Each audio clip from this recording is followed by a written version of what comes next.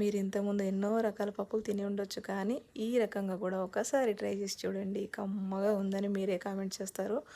చాలా అంటే చాలా సింపుల్ అండి. మిరియాలు, మెంతుల మసాలా దీనికి ఏం లేదు.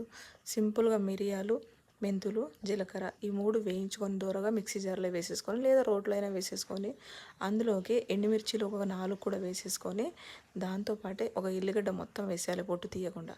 అది కచ్చపచ్చ నూరేసుకొని, పోపు గింజలు చూసారు కదా, పోపు గింజలు మాడిన తర్వాత అందులోకి ఈ మసాలా వేసేసుకొని సిమ్లో పెట్టుకోవాలి. మంట మాడనివ్వద్దనమాట. సిమ్లో పెట్టేసుకొని అందులోనే కాస్త ఇంగువ, కొంచెం ఉప్పు కూడా వేసేసుకొని, పసుపు కూడా వేసేసుకొని మంచిగా వేగిన తర్వాత అందులోకి టమాటా ముక్కలు, ఉల్లిపాయ, పచ్చిమిర్చి, కరివేపాకు ఎక్కువ వేసేసుకొని అది కూడా ఒక 5 నిమిషాలు ఆగి మగ్గిన తర్వాత పెట్టుకున్న పప్పు, కందిపప్పు, చింతపండు నీళ్ళు అది కూడా వేసేసుకొని ఒక్క ఉడుకు అలా ఉడకనివ్వండి. ఎంత కమ్మగా ఉంటుందంటే నమ్మరు.